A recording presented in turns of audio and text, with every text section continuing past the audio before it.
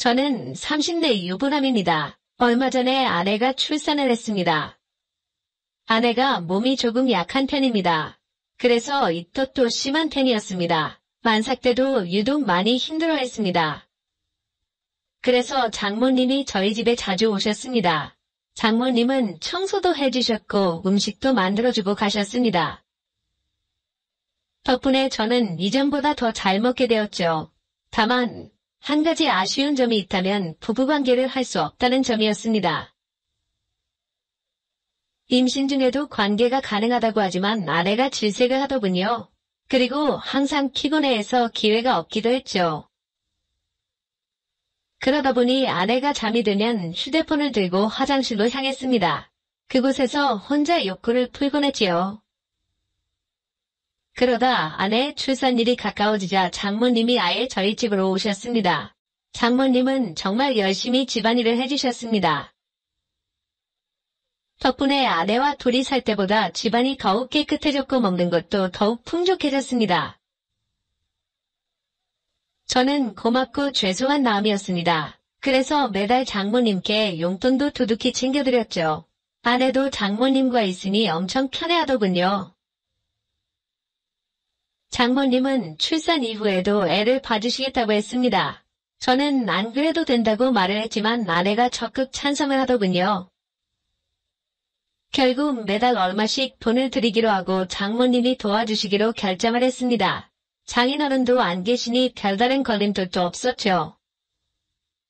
장모님은 비싼 조리원도 취소하라고 하시더군요. 하지만 아내는 조리원을 강력하게 원했습니다. 조리원에 대한 기대감이 있는 것 같았습니다. 결국 아내는 조리원에서 2주를 보내기로 했습니다. 그리고 집으로 와서는 장모님이 도와주시기로 했죠. 그렇게 아내의 출산일이 다가왔습니다. 출산 예정일이 다가오자 저는 휴가를 내고 대기했습니다. 그리고 진통이 오기 시작하자마자 병원으로 향했죠. 물론 장모님도 함께 움직였습니다. 하지만 아기가 빨리 나오지를 않더군요. 결국 첫 진통 후 거의 하루 만에 아이가 나왔습니다. 탯줄을 자를 때는 사실 얼떨떨해서 별다른 감정도 없었죠. 그렇게 정신없이 아이가 태어나게 되었습니다. 아내는 병원에서 며칠 입원을 하게 되었고 장모님께서 옆에 있어주시겠다고 하더군요. 저는 다음날 출근을 해야 되어서 집으로 돌아왔습니다. 혼자 집안에 있으니 뭔가 많이 허전한 느낌이었죠. 한편으로는 오랜만에 혼자 있는 자유시간이기도 했죠. 첫날은 아기와 아내가 계속 신경이 쓰였죠. 하지만 아내와 아기는 건강한 상태였습니다. 그러자 둘째 날에는 혼자 집에 있는 게 심심하더군요. 그래서 컴퓨터에 숨겨놓은 동영상들을 열었습니다. 아무도 없으니 눈치 안 보고 영상을 마음껏 즐겼죠. 몇 달 동안 참아왔던 욕구를 마음껏 분출하고 잠이 들었죠. 아내는 병원을 나와 조리원으로 옮기게 되었습니다. 그런데 조리원에서는 면회가 제한적이었습니다. 가족이라도 함께 자는 것도 안 되더군요. 산모의 안정을 위해서라는데 이해할 수 없었죠. 그래도 방침이 그렇다고 하니 어쩔 수 없었습니다.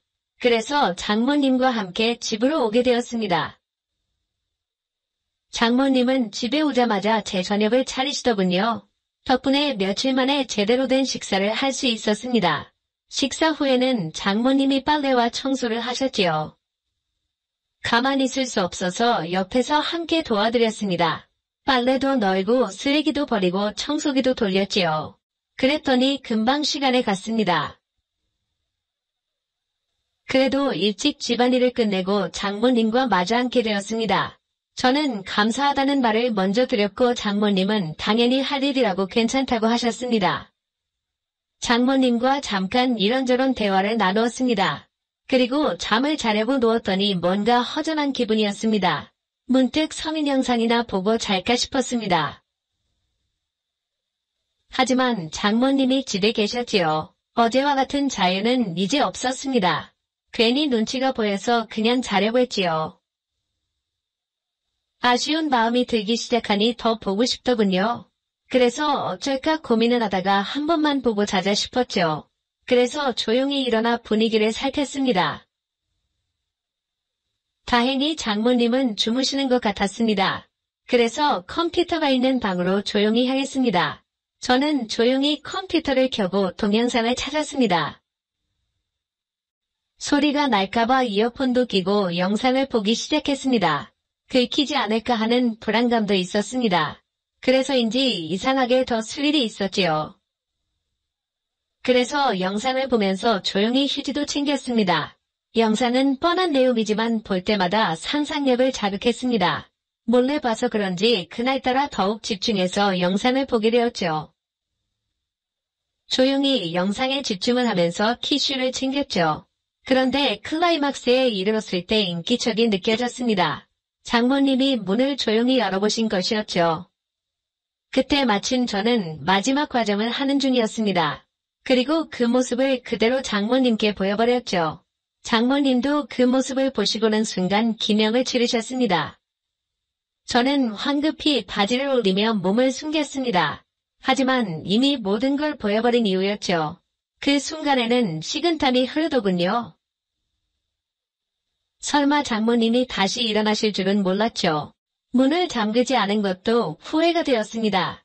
앞으로 장모님을 어떻게 봐야 하나 싶었죠. 다음날 아침에 일찍 일어나 몰래 출근을 할 생각이었습니다.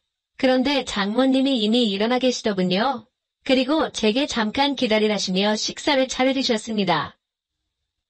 장모님도 제 눈을 똑바로 못 보시더군요. 정신없이 후다닥 밥을 먹고는 출근을 했습니다. 정말 머릿속이 하얗게 변하더군요. 하지만 장모님을 피할 수는 없었죠.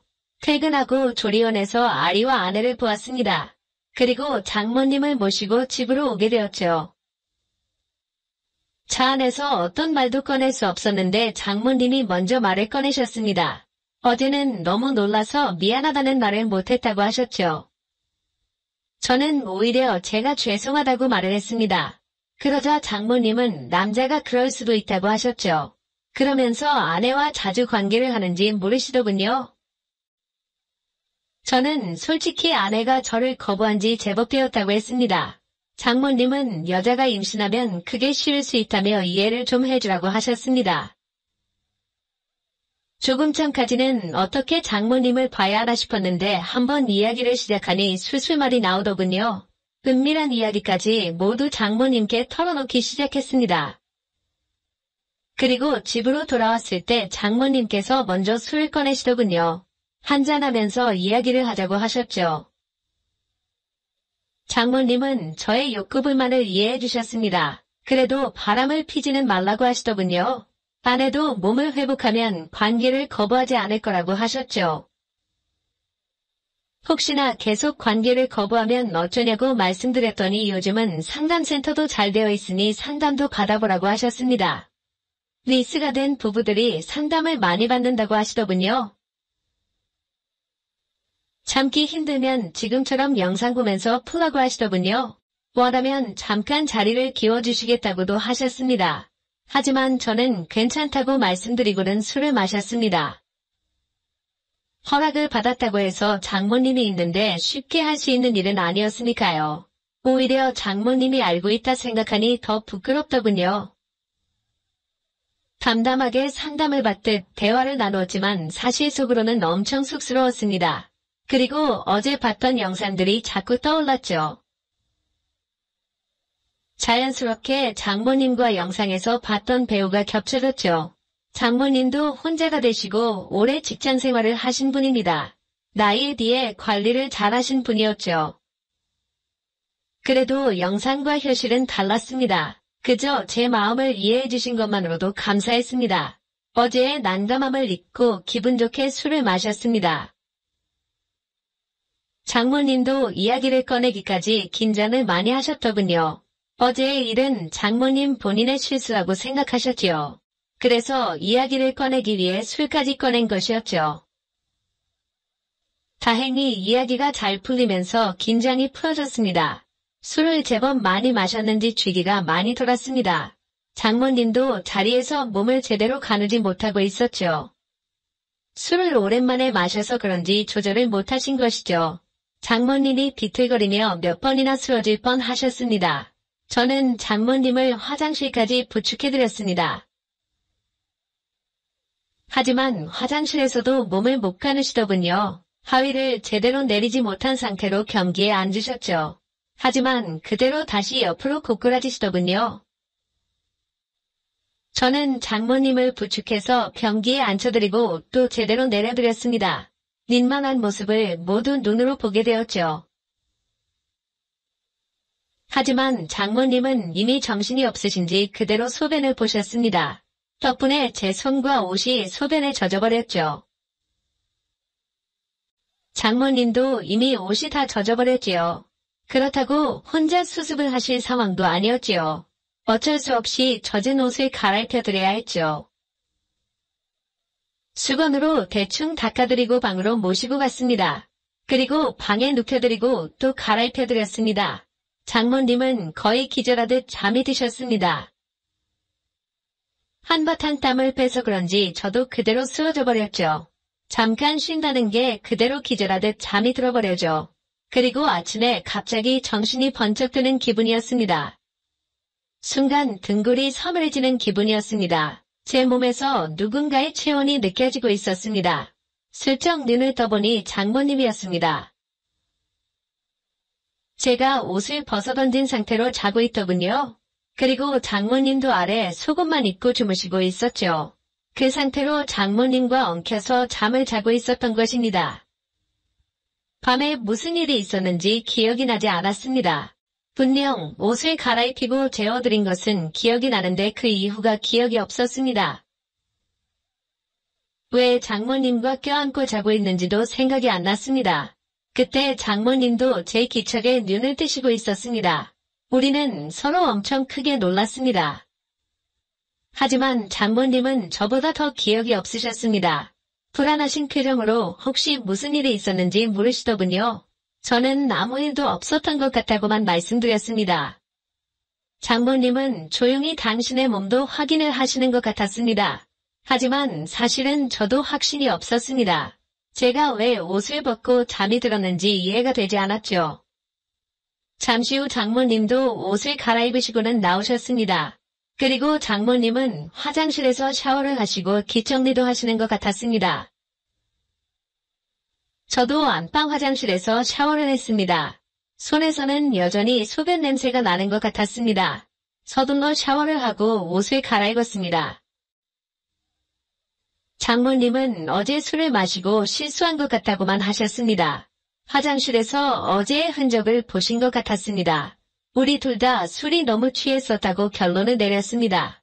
어제의 일에 대해서는 서로 그렇게 정리를 했지요. 하지만 여전히 미묘한 어색함은 남아있습니다. 그리고 다음날 밤에 몰래 동영상을 열어보았습니다. 장모님이 집에 계신데도 컴퓨터방에서 영상을 보았죠. 장모님이 주무시는지는 알 수 없었습니다. 왠지 문을 잠그고 싶지도 않더군요. 저는 30대 초반을 넘기면서 내 인생에 결혼은 없다 라고 생각했던 사람이었어요. 20대 남들 다 한다는 절절한 사랑도 해봤고 또 소위 말하는 결혼 정년기에 절절히 사랑한 사람과 결혼 문턱까지 갔었지만 만만치 않던 당시의 예비시댁과 마찰로 파혼의 아픔을 겪게 되었는데 그러면서 자연스럽게 사랑도 하기 싫고 결혼은 더더욱 거부하게 되어버린 이유였죠. 그런데 마흔을 코앞에 둔 지금 다시 이렇게 결혼이란 문턱에 서다니 이건 사실 모두 저희 아빠 때문이에요. 세상 하나밖에 없는 딸이라며 자기가 죽기 전에 다 늙은 딸의 웨딩드레스 입은 모습이 뭘 그렇게 보고 싶다고 결혼 노래를 하시는지. 평소 효녀는 아니지만 저 역시 아빠가 세상에서 가장 소중한 딸이기에 아빠의 그 소원을 들어주고 싶었고 또 결혼을 준비하면서 아빠와 떨어져 살 생각을 하니 마음이 헛헛해 이 마음을 아빠에게 전하고 싶어 이렇게 사연을 쓰게 되었어요. 저희 아빠가 횟집을 운영하시는데 가끔 이곳의 사연을 들으시더라고요. 벌써부터 아빠의 놀라는 얼굴이 궁금해지네요. 저와 아빠는 따지고 보면 피도 섞이지 않았고 그렇다고 저희 엄마가 재혼을 해서 저희 아빠가 되신 게 아니에요. 하지만 저와 아빠는 법적으로 부녀의 관계가 틀림없는데 제가 어릴 때 당시 총각이었던 아빠가 저를 자신의 딸로 호적에 올려주셨기에 가능했어요. 어떻게 생판 남인 저를, 그것도 결혼도 하지 않은 총각이 겁도 없이 딸로 키울 생각을 할 수 있었을까? 저는 나이가 이만큼 들었어도 그 부분이 신기하고 또 감사한데요. 분명 쉽지 않은 선택이었을 거라 짐작해요. 저희 아빠가 그런 선택을 하게 된 건 일종의 의리였어요. 지금 저희 아빠와 저를 세상에 낳을 수 있게 해준 친아빠가 둘도 없는 의형제 같은 사이였대요. 친아빠는 안타깝게도 고아로 자랐고 갓 어른이 되었을 땐 돈이 없어서 먹고 살기 위해 돈이 되는 일이라면 가리지 않고 불법적인 일만 아니면 그게 무엇이든 하는 사람이었어요. 그래서 안 해본 막일이 없었다고 하는데 그런 친아빠가 살아생전 가장 돈을 많이 벌었을 때가 있었는데요. 그때 당시 친아빠는 떼인 돈 받아들입니다. 에서 수금 일을 하셨어요. 가끔은 판자촌 같은 불법 건축물을 철거하는 데 동원이 되기도 하고 종종 바람을 피는 남편이나 아내의 뒷조사도 했다는데 맹세코 남의 몸에 상처를 내는 일은 없었다고 했어요.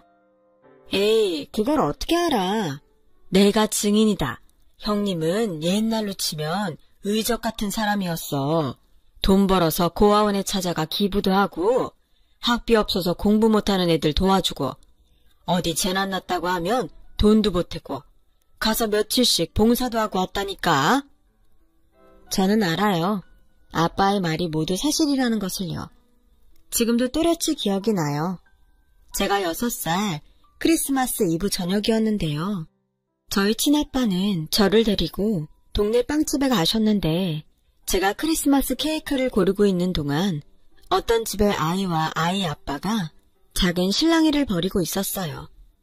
저보다 1살이나 2살 정도 어린 여자아이는 크리스마스니까 케이크가 먹고 싶다고 떼를 쓰고 있었고 그 아이의 아버지로 보이는 남자는 지갑에 돈이 없어서 아이에게 다른 빵을 고르라고 회유를 하고 있었어요.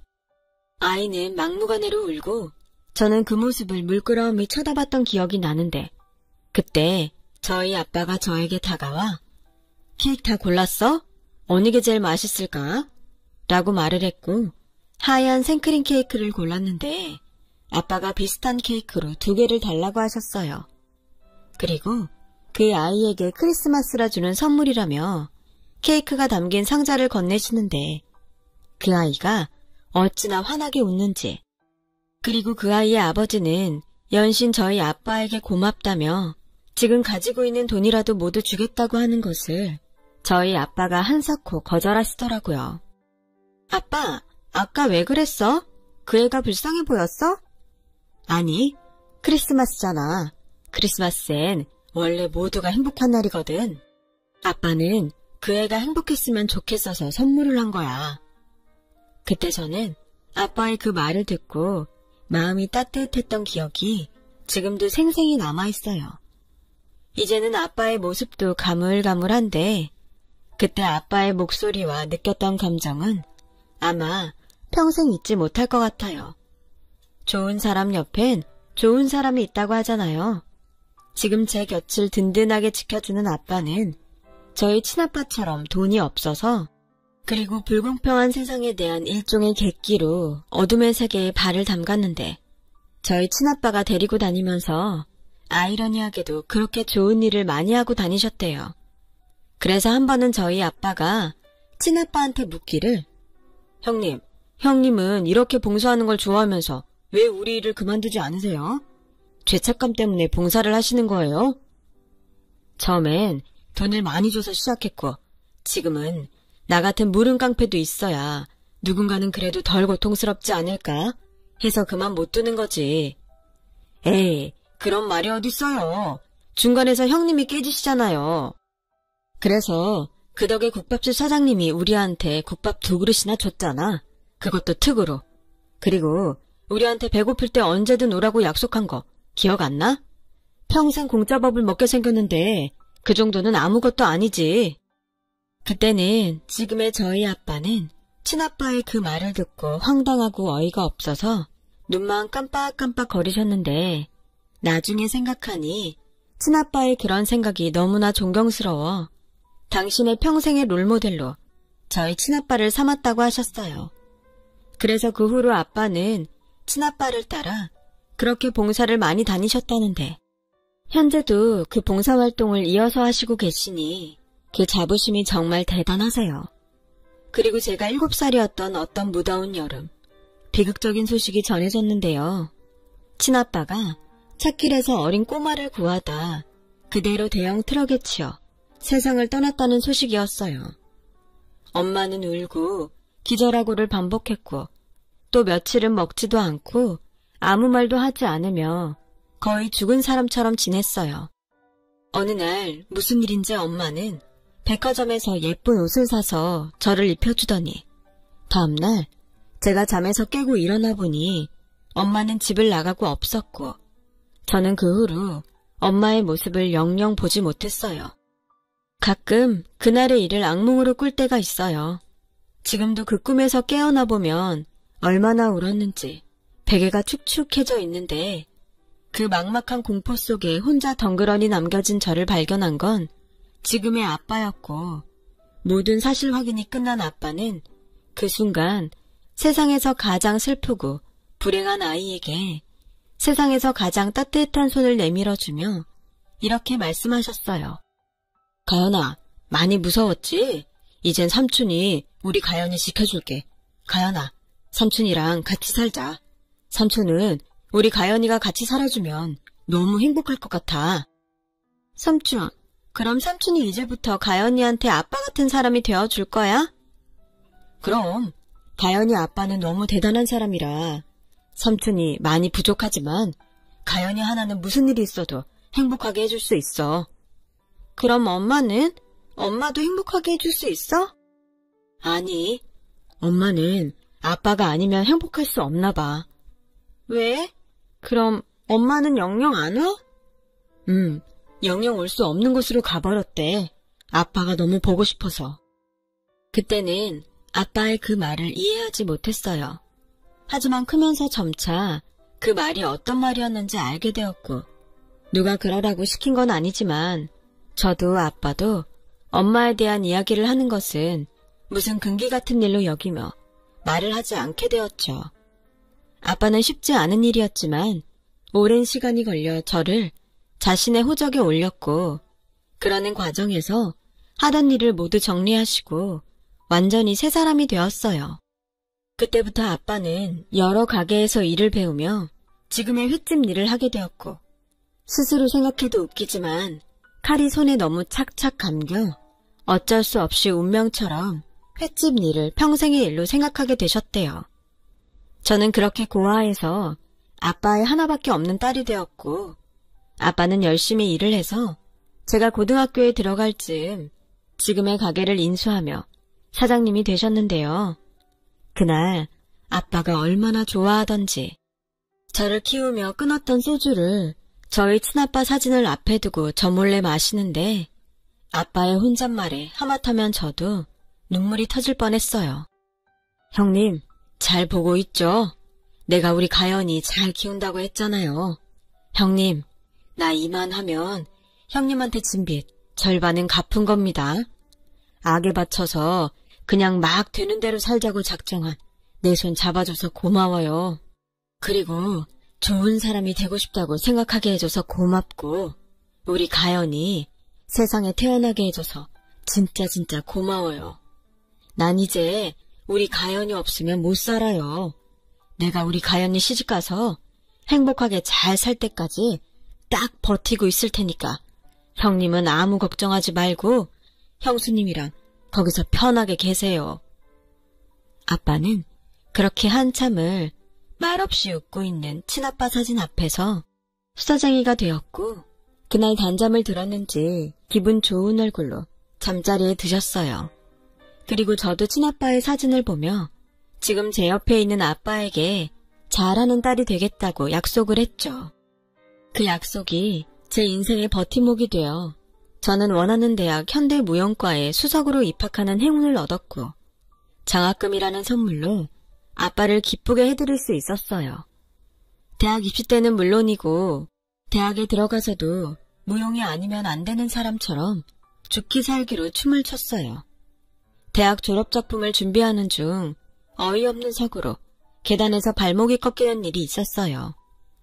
대수롭지 않게 생각한 작은 부상은 점점 부어오르면서 예사롭지 않았고 마침 천만다행으로 대학병원이 있어서 급한 대로 응급실을 찾았는데 거기서 한때 운명이라고 믿었던 남자를 만나게 되었어요.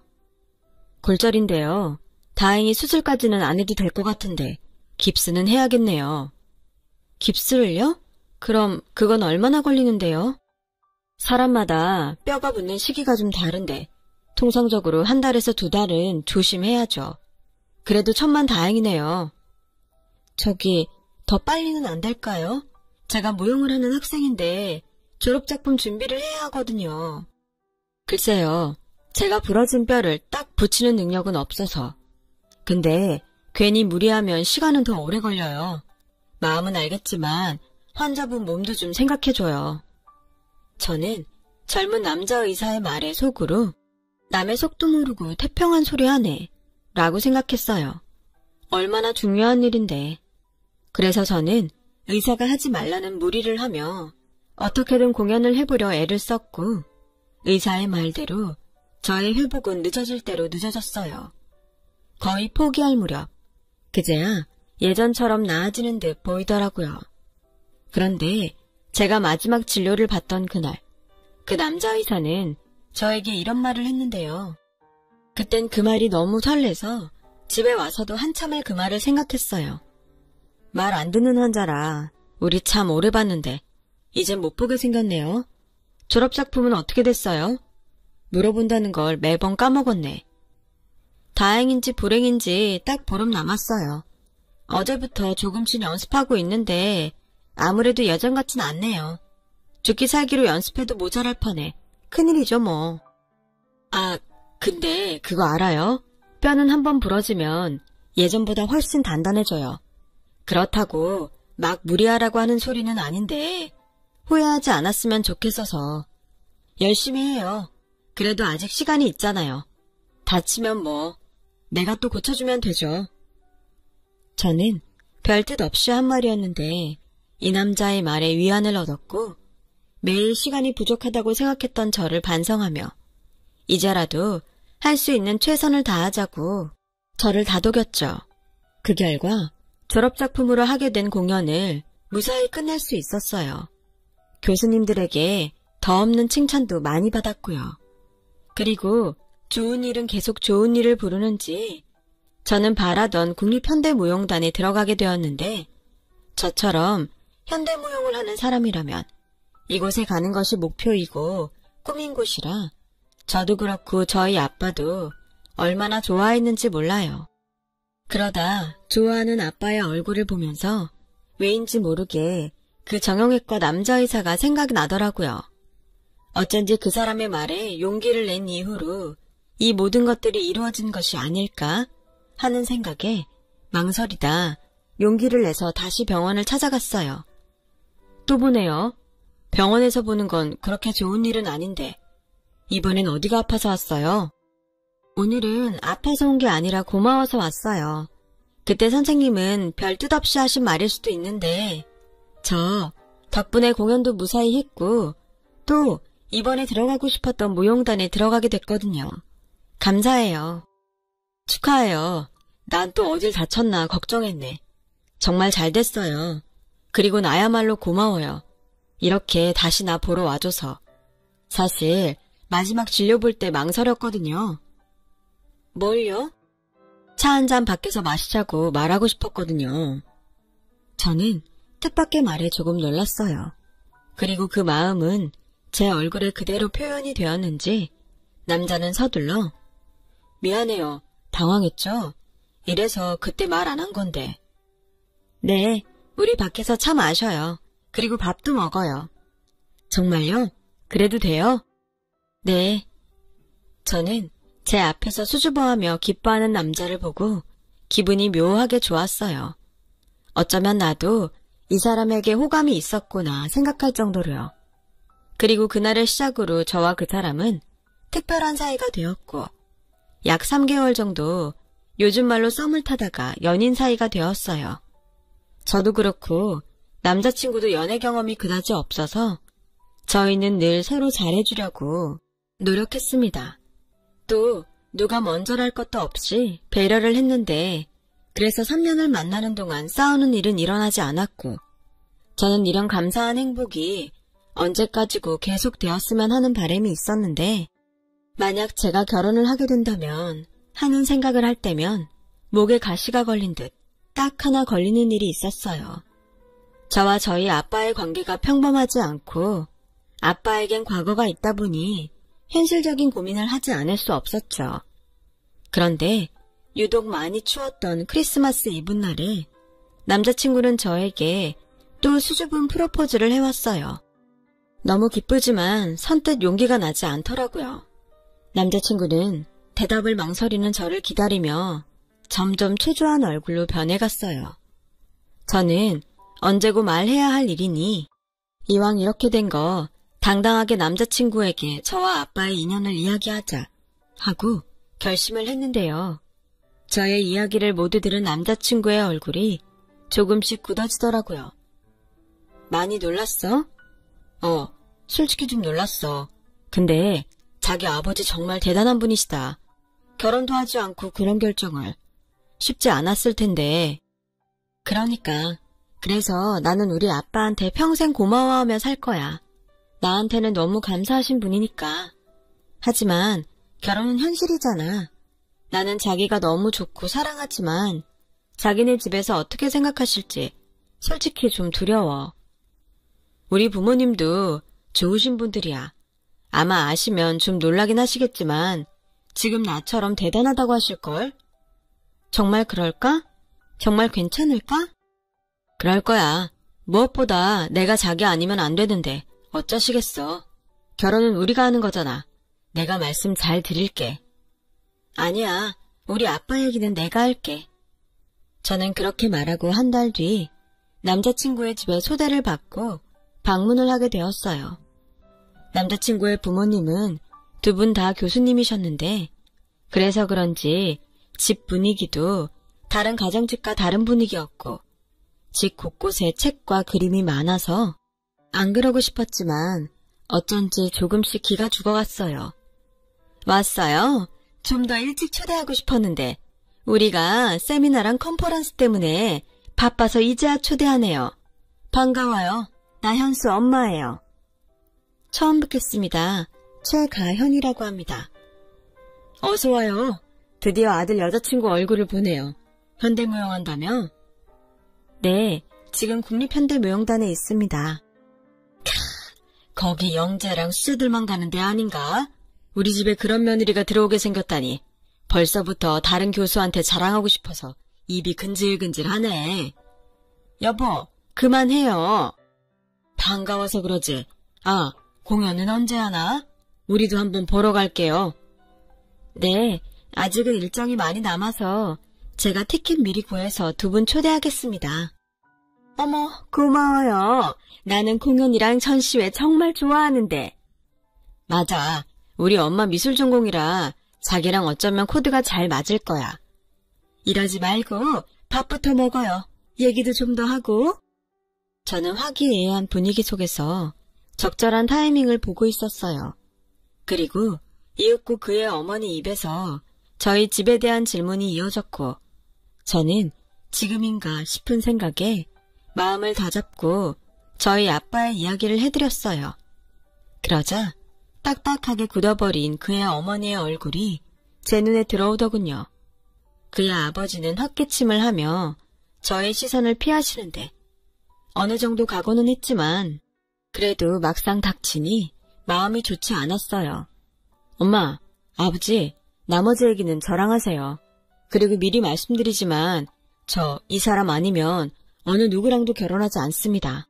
그냥 이 사람 하나만 봐주세요. 아까까지 좋아하셨잖아요. 그야 그때는 그런 집인 줄 몰랐잖아. 아무리 잘났어도 어떻게 깡패 전적이 있는 사람이 키운 딸을 며느리로 들이니? 게다가 지금은 횟집을 한다고? 난 비린내면 딱 칠색인데. 여보, 왜요? 내가 틀린 말 한 건 없잖아요. 당신은 괜찮아요? 지금 나만 그래요. 저기 초면에 죄송하지만 말씀이 좀 지나치신 것 같아요. 놀라시고 반감이 드는 것까지 뭐라고 할 순 없지만 제가 그런 말을 듣기는 좀 불쾌하네요. 저희 아빠 정말 좋으신 분이세요. 저한테는 은인 같은 분이시고요. 저희 아빠 아니었으면 저는 고아나 다름없을 건데. 차라리 고아인 게 낫지. 내가 그냥 사람 하나만 보고 선심 떴다고 하면 되니까. 근데 이건 집안끼리 너무 차이가 나잖아. 불쾌해도 어쩔 수 없어요. 이게 현실이니까. 엄마, 시끄러. 이 결혼 이야기는 여기서 끝내자. 더 험한 소리 하기 싫어. 그야 어머니는 그 말을 끝으로 일어나셔서 쌩하니 방으로 들어가셨어요. 그리고 서먹해진 분위기 가운데 저 역시 더 있고 싶지 않아 일어나 그의 아버지에게 정중히 인사를 하고 나왔는데 남자친구가 쫓아와 저를 붙잡더군요. 자기야, 설마 다른 생각하는 거 아니지? 처음부터 힘들 수도 있다고 생각했어. 모두가 내가 바라는 대로 나랑 우리 아빠를 바라봐줄 수는 없으니까. 근데 솔직히 좀 기분은 나쁘다. 어머님 말씀이 너무 나한테 상처가 되네. 우리 여기서 그만두는 게 좋지 않을까? 저는 그렇게 남자친구에게 헤어지자고 했어요. 마음은 아팠지만 저로 인해 아빠가 상처받는 일은 만들고 싶지 않으니까요. 하지만 남자친구는 저와의 이별을 받아들일 수 없다며 저에게 매달렸고 저도 마음이 그렇게는 모질지 못했는지 한 달 넘게 매달리는 남자친구를 끝까지 밀어낼 수는 없었네요. 그래서 집안에서 반대하는 연애를 좀 더 이어갔고 남자친구의 집에서는 남자친구를 선을 봐서 장가를 보낼 생각이셨나 봐요.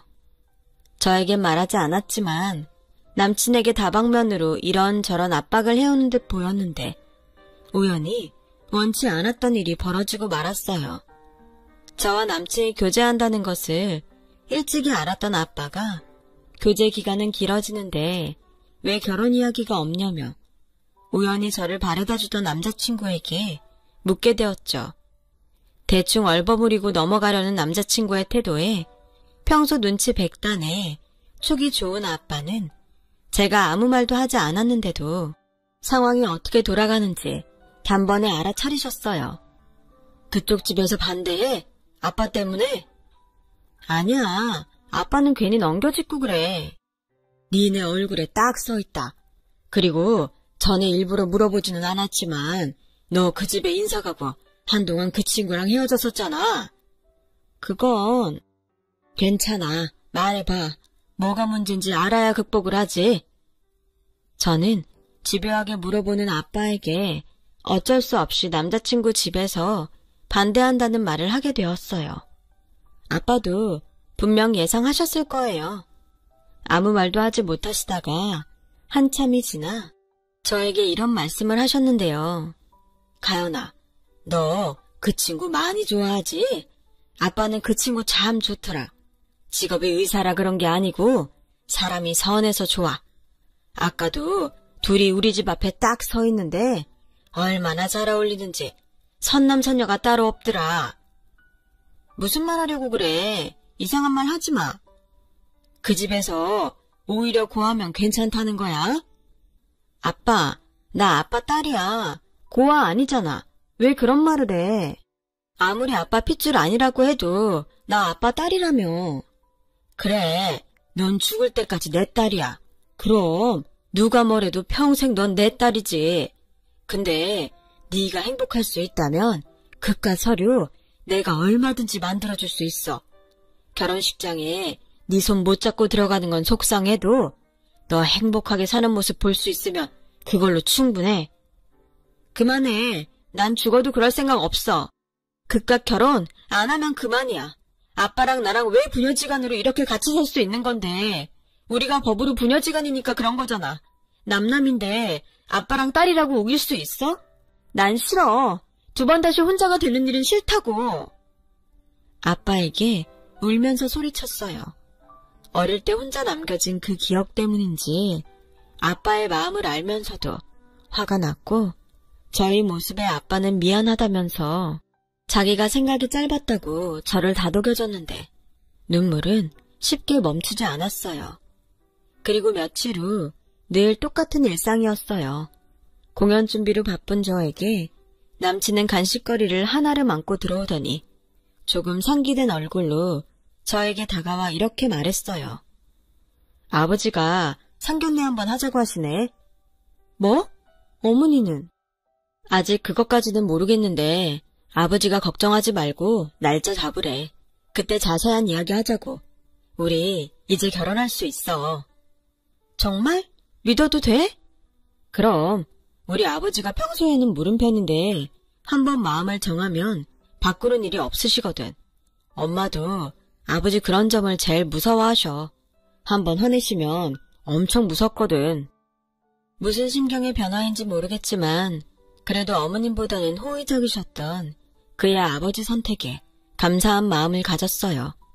그리고 집에 돌아가 아빠에게 상견례 이야기를 했고, 아빠는 환하게 웃으시며 자긴 언제고 괜찮다며 저에게 이젠 아무 걱정할 것이 없다며 기뻐하셨어요. 그래서인지 오신 손님들에게 무슨 서비스를 그렇게 많이 주시는지 그날 저녁 생선이 가득했던 수조는 텅텅 비워졌고, 그중에 제가 제일 좋아하는 고등어를 구워주며 저에게 밥을 차려주셨어요. 왜? 우리 딸은 그 좋은 생선 다 두고 이걸 좋아하나? 참치도 있고 광어도 있는데. 난 세상에서 아빠가 구워주는 고등어가 제일 맛있어. 아빠가 나 처음으로 집에 데리고 와서 해준 게 고등어잖아. 그야, 그때는 돈이 없으니까 그랬지. 지금은 원하면 원 없이 먹여줄 수 있는데. 난 그때 먹은 고등어가 세상에서 가장 맛있었어. 원래 모용하면 먹는 거 조절해야 하는데 아빠가 힘 딸리면 안 된다고 흰 쌀밥에 고등어 엄청 먹였잖아. 내가 그거 빼느라고 연습을 얼마나 많이 했는 줄 알아? 그래서 지금 이렇게 훌륭한 무용수가 됐잖아. 아빤 우리 딸이 춤출 때가 가장 예쁘더라. 고마워 아빠. 힘든데 나 지금까지 가르치고 키워줘서.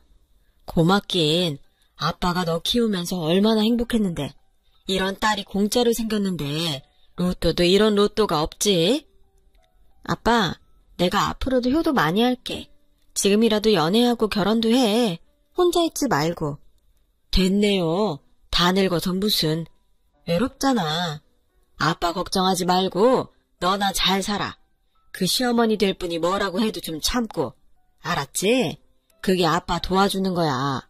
네가 가서 성질 획 내면 그게 아빠 망신 주는 거다. 그래도 알았어. 노력할게.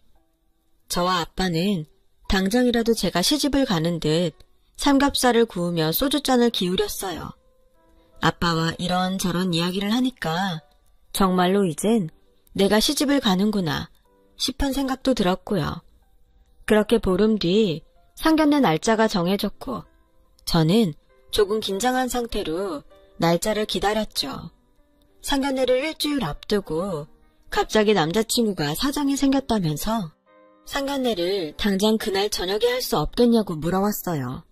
하필이면 아빠가 주변 상인 사람들과 1박 2일로 남이섬에 놀러간 날이라 어려울 것 같다고 이야기했는데 소식을 들은 아빠는 지금 자기가 노는 것이 중요하냐며 당장 집으로 오시겠다고 하시더라고요.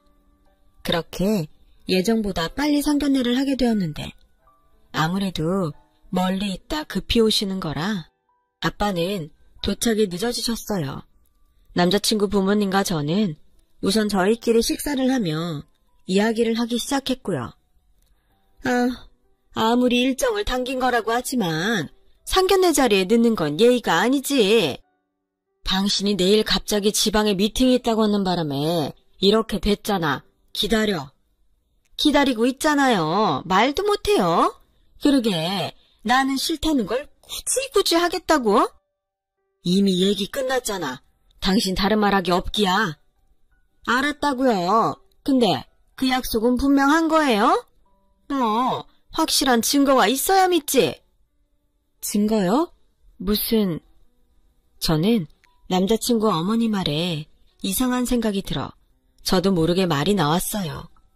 그러자 거기 앉아있는 사람들이 조금 당황하는 얼굴이 되었고 슬슬 불안해지는 가운데 그의 어머니가 더는 못하겠다는 듯 이야기를 시작하셨어요.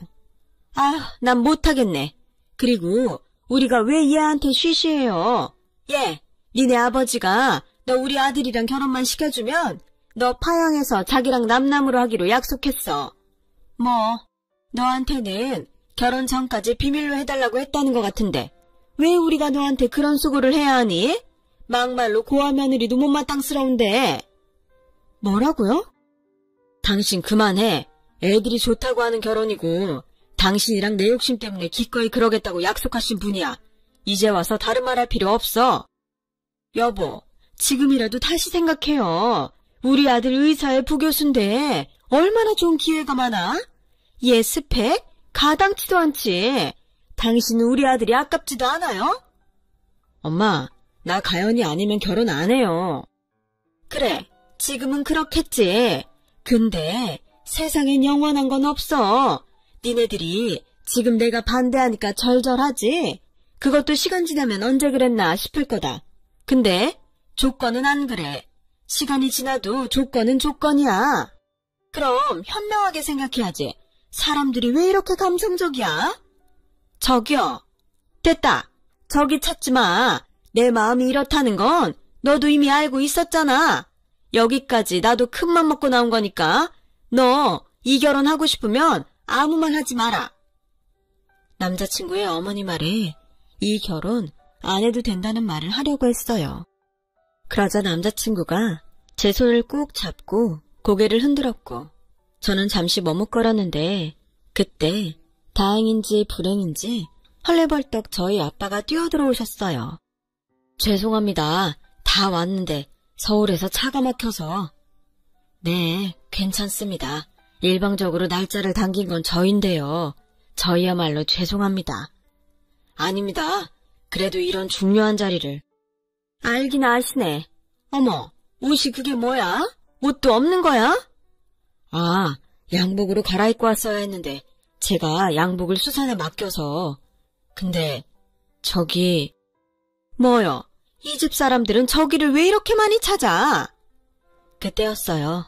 저희 아빠와 그의 어머니 얼굴이 딱 마주쳤고 이상한 기류가 흐르더니 저희 아빠의 얼굴에서 어이가 없다는 듯한 표정을 읽을 수 있었어요. 그리고 무엇보다 불만에 가득 차서 할 말 못할 말 가리지 않았던 그의 어머니가 입을 꾹 닫고 고개를 숙이고 있는데 저뿐만 아니라 남자친구와 그의 아버지도 이 상황이 이상하다고 느끼는 눈치였어요. 그때였어요. 저희 아빠가 이상해진 분위기 속에 먼저 말을 꺼내셨어요. 애들 결혼 허락해 주셔서 정말 감사합니다. 아닙니다. 불쾌하셨을 텐데 저희 의견 받아주셔서 저희가 감사하죠. 본의 아니게 따님이 알았어요. 저희 부주입니다. 그렇군요. 아빠, 나는 분명히 말했어. 난 절대 그런 결혼은 안 할 거야. 고아가 돼서 젖은 며느리가 되느니 그냥 평생 아빠 딸로 늙어 죽을 거야. 제 딸이 이렇게 고집이 셉니다. 그래서 그 조건은 못 들어드릴 것 같은데 현수 어머님 괜찮으시죠? 그래도 약속은 약속인데. 약속이요? 저기 현수 아버님, 제가 뜬금없지만 제 얘기를 좀 해도 될까요? 그때 안 한 얘기가 좀 있어서요. 그때는 중요하지 않아서 얘기를 안 했는데 지금은 중요한 얘기인 것 같네요. 하세요. 무슨 얘기신지. 여보, 우리 시간 없어요. 그냥 하기로 한 거 빨리 하고 집에 가요. 나 전시회 낼 그림도 남아서 바쁜데. 그림? 미술 전공이라고 하셨던가요? 예전에 제가 알던 사람도 그림을 참 좋아했어요. 특히 파토장에 있는 그림을 참 좋아했죠. 얼마나 좋아하면 눈을 감고도 그릴 정도였다니까요. 근데 그림을 제법 그리긴 했어요. 그리고 자기도 나중엔 꼭 그림 그리는 사람이 되고 싶다고 해서 제가 불쌍한 마음에 그 여자한테 달린 빚을 다 갚아줬죠. 사실 저랑 결혼을 하기로 한 여자였거든요. 근데 빚을 다 갚아주니까 그 여자가 없어졌어요. 방방곡곡 얼마나 찾아다녔는데 정말 찾을 수가 없더라고요. 그런데 그렇게 찾을 수 없던 여자를 기가 막히게 여기서 보게 되네요. 다 늙어서 욕심만 가득한 얼굴로. 아빠는 남자친구 어머니의 얼굴을 똑바로 보며 말했어요. 그러자 그의 어머니 얼굴은 백지창처럼 하얗게 질렸죠. 반대로 시아버지는 얼굴이 시뻘개져서 자기 아내에게 이게 다 무슨 말이냐고 묻는데 남자친구의 어머니는 발뺌을 하면서도 저희 아빠에게 뭐라고 한마디도 하지 못했어요. 그리고 저희 아빠는 쐐기라도 박듯 이렇게 말씀하셨는데요. 아, 그때 내가 갚아준 돈이 4천만 원인가. 그렇지? 당장 내놔. 교수라며. 그럼 그 돈은 당연히 있겠네, 고미연 씨. 저희 아빠의 말에 남자친구의 아버지는 더 이상은 참을 수 없다는 듯 자리에서 일어나셨어요. 남자친구 어머니의 이름이 고미연이 맞았던 거죠. 여보, 아니에요. 오해예요. 당신 나랑 결혼할 때 미심쩍었던 게 한둘이 아니었어. 당신 정말로 원래 술집 여자였던 거냐고. 집이 망해서 어쩔 수 없이 돈 벌려고 아주 잠깐. 됐어. 당신은 나를 30년도 넘게 속였어. 그래놓고 오해라고? 난 더 이상 사기꾼하고 못 사니까 이혼해. 당장 내 집에서 나가. 여보. 한순간에 상견례장은 아수라장이 되었죠. 남자친구 아버지는 자리를 박차고 나갔고 그의 어머니는 저희 아빠를 죽일 듯 노려보는데 저희 아빠는 꿋꿋하게 제 손을 잡으시면서 이렇게 말씀하셨어요. 내 딸 속썩이는 옆엔 내가 누군지 궁금했는데 너였니? 사람이 참 한결같다. 재주도 좋아. 한 사람을, 아니 두 사람을 30년이나 속이고 살았으니 네 아들, 넌 어떻게 보고 살래? 그러자 그의 어머니는 남자친구를 쳐다봤고 남자친구는 거의 넋이 나갔는데 사랑했던 사람이라 그런지 마음이 좋지 않았어요. 그리고 저는 어쩐지 맥이 탁 풀린 아빠를 물끄러미 쳐다봤죠. 아빠가 미안해할 일이 아니었는데 저는 제 손을 잡고 사실은 달달달 떨고 있던 아빠의 손을 꾹 잡으며 고개를 절레절레 흔들고 괜찮다고 우리 빨리 집에 가자고 말했어요. 넋이 나간 남자친구는 저를 잡지도 못하고 그의 어머니는 자기 분에 상에 올려져 있는 음식을 엎어버렸는지 저희가 룸을 나가자 요란한 소리가 들려왔는데요. 저는 남자친구에겐 미안하지만 이미 엎어진 혼사에 더는 마음을 두지 않기로 했어요. 그리고 그 여파로 마음이 복잡한 아빠에게 저는 온 신경을 다 썼습니다. 하루라도 빨리 다시 예전의 아빠로 돌아왔으면 하는 바람으로 일부러 농담을 하며 아빠 마음이 안정이 될 때까지 갖은 노력을 하며 지냈는데 어느 날 연습을 하다 발목이 삐끗한 동료가 남자친구가 있던 병원을 다녀왔다면서 저에게 자기 남친 병원 옮겼어? 병원에 이름이 없더라? 라고 말했고 저는 사정이 있어서 파혼을 하게 되었다고 사실을 이야기했어요. 그러자 동료들은 파혼을 한 저의 사연이 궁금한 듯 몇 번 저에게 무슨 일이 있었냐고 물어봤는데 저는 그때마다 말하고 싶지 않아서 대충 얼버무리게 되더군요. 그래서인지 저는 서서히 동료들과 거리가 생기기 시작했어요. 마음은 무겁고 동료들과는 멀어지니 제대로 춤도 출 수가 없게 되었고 어떻게든 억지로라도 안 되는 것을 되게 하려고 욕심을 부리다 예전에 부러졌던 발목을 다시 다치고 말았어요. 하필 그 순간 왜 남자친구가 했던 말이 떠올랐는지 부러졌던 뼈는 튼튼하다는 그 말이 저를 더욱 아프게 만들었고 아무리 튼튼해도 욕심을 부리고 무리를 하면 결국 견딜 수 없다는 걸 저는 제 발목을 통해 알게 되었어요. 그리고 그 일을 시작으로 저는 단원에서 중요한 공연에 설 수 없게 되었어요. 결국엔 단원에서 사실상 해고를 당해 집에서 쉬게 되었죠. 아빠는 괜찮다고 다음에 더 좋은 기회가 있을 거라고 저를 위로했지만 워낙 경쟁이 심한 무용세계에 저는 모든 전의를 잃어버렸어요. 앞으로 어떻게 살아야 할까 고민을 하다 저보다 먼저 단원을 나간 선배의 권유로 6개월 뒤 학원에서 아이들을 가르치게 되었어요. 처음엔 내가 아이들을 잘 가르칠 수 있을까 두렵기도 했지만 아이들과 지내다 보니 어느새 두려움보다 즐거움이 커지더라고요. 아이들의 밝은 에너지 덕에 저도 천천히 다시 예전에 밝았던 저로 돌아갈 수 있었어요. 저는 30을 넘겼고 아빠는 다시금 제가 누군가 만나 좋은 인연을 맺었으면 하는 눈치였는데 선뜻 어떤 말을 하기엔 쉽지 않아 제 눈치만 보셨어요. 저는 그런 아빠에게 결혼은 이제 생각도 없고 그냥 아빠랑 평생 행복하게 살고 싶다고 말을 했는데 세상은 참 얄궂게 저에게 또 한 번의 인연을 보내주셨어요. 바로 예전에 저와 절절히 사랑했던 그 사람을요. 제가 그 사람을 다시 만난 건 학원 근처 작은 정형외과였고 제가 가르치던 클래스에서 턴을 하다 발을 접질린 학생이 있었어요. 혹여 심각한 부상일까 걱정스러워서 가장 가까운 병원을 찾아갔는데 그게 시작이 되었어요. 그 사람은 그곳 원장이라는 사람과 친분이 있었는지 원장을 만나러 잠시 들른 것이었는데 우연히 저와 만나게 되어 놀란 눈치였어요. 서로 이젠 결혼이라도 하지 않았을까 조심하는 중 아직 둘 다 싱글이라는 것을 알게 되었죠. 남자친구는 상견례 사건이 있고 난 후로 악몽 같은 시간을 보냈다고 했어요.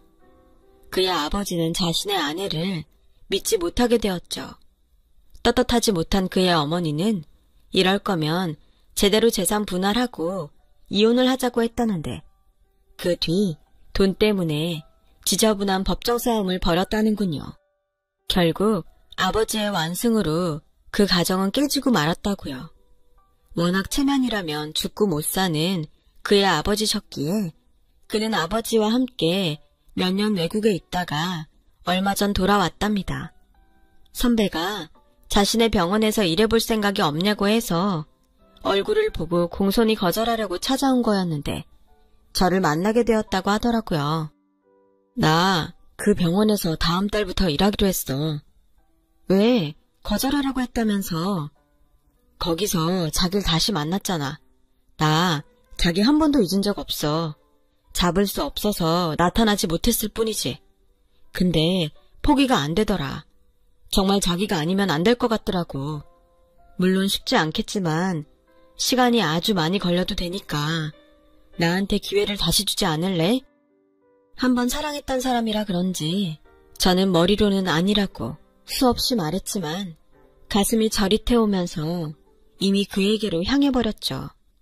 조심스럽지만 제 마음이 향하는 대로 그 사람을 받아주게 되면서 지금은 파혼했던 이 남자와 다시 결혼을 준비하고 있네요. 한번 아픈 경험도 있으니 결혼은 하지 않고 연애만 하면 어떨까 생각했었는데 저희 아빠는 다시 남자친구를 만났다는 사실을 안 후로 결혼 타령을 하루도 빠지지 않고 하셨어요. 마치 저를 빨리 결혼시키고 싶어 안달이 난 사람처럼요. 사랑하면 결혼을 해야지. 무슨 연애만 해. 됐고 아빠도 이제 다 늙은 딸 좀 치우고 편하게 살자. 응? 뭐? 늙은 딸? 너 내일 모레면 40이잖아. 중년이야. 그래도 그렇지 무슨 아빠가 딸한테 그런 말을 해. 그리고 여태 나 때문에 불편했어?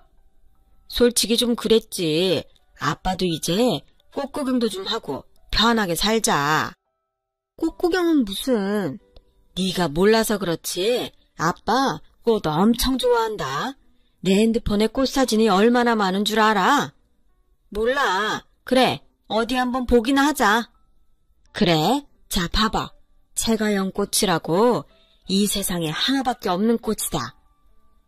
저는 아빠의 핸드폰 사진을 보고 울컥해서 울음이 터지고 말았어요. 아빠의 핸드폰엔 저희 사진이 빼곡하게 들어있었거든요. 하나같이 제가 웃고 있는 사진들이었는데 사진만 봐도 제가 얼마나 행복한지 한눈에 알 수 있었어요. 아빠가 애지중지 키운 꽃 가연아, 가서 남편 사랑 많이 받고 활짝 피어라. 저는 아빠의 그 말에 완전히 KO가 되어 남자친구와 결혼을 결심했어요. 이제 얼마 후면 진짜 결혼을 해서 아빠 곁을 떠나는데 꼭 하고 싶은 말이 하나 있어요.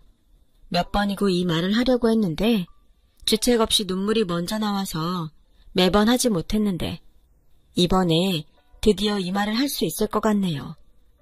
아빠, 그거 알아? 나는 어릴 때 가끔 아빠가 나를 떠나면 어떡하지? 하는 걱정을 했었어. 나는 아빠가 너무 고맙고 좋은데 아빠는 나 때문에 힘든 일이 많았잖아. 근데 지금까지 한 번도 변하지 않고 내 아빠로 있어줘서 얼마나 고마운지 몰라. 아빠는 은혜를 갚는 거라고 했지만 나는 이 은혜를 어떻게 갚아야 할까? 난 아빠 딸로 살 수 있어서 정말 행복했어. 아빠한테도 내가 그런 존재였을까? 너무 많은 걸 아빠한테서 뺏은 건 아닌지. 사실 지금도 많이 미안해. 아빠, 지금까지 잘 키워줘서 고맙습니다. 결혼하고도 잘 사는 모습 아빠 사는 내내 보여드릴게요. 그러니까 앞으로도 건강하게 지금처럼 제 옆에 있어주세요. 세상에서 가장 존경하고 사랑합니다. 신부가 결혼을 앞두면 그렇게 운다고 하더니 그 말이 정말인가 봅니다. 그래도 제 마음이 꼭 아빠에게 전해졌으면 좋겠어요. 저는 이제 아빠에게 받은 사랑을 제 가족에게도 베풀며 살려고 합니다. 그럼 언젠가 태어날 제 아이가 또 그 사랑을 세상에 베풀며 살아가겠죠? 비록 아빠의 과거는 조금 어두웠지만 아빠가 준 사랑은 세상 무엇보다 밝다는 것을 저는 살면서 증명해 나갈 거예요. 지금까지 저의 긴 이야기를 들어주셔서 고맙습니다.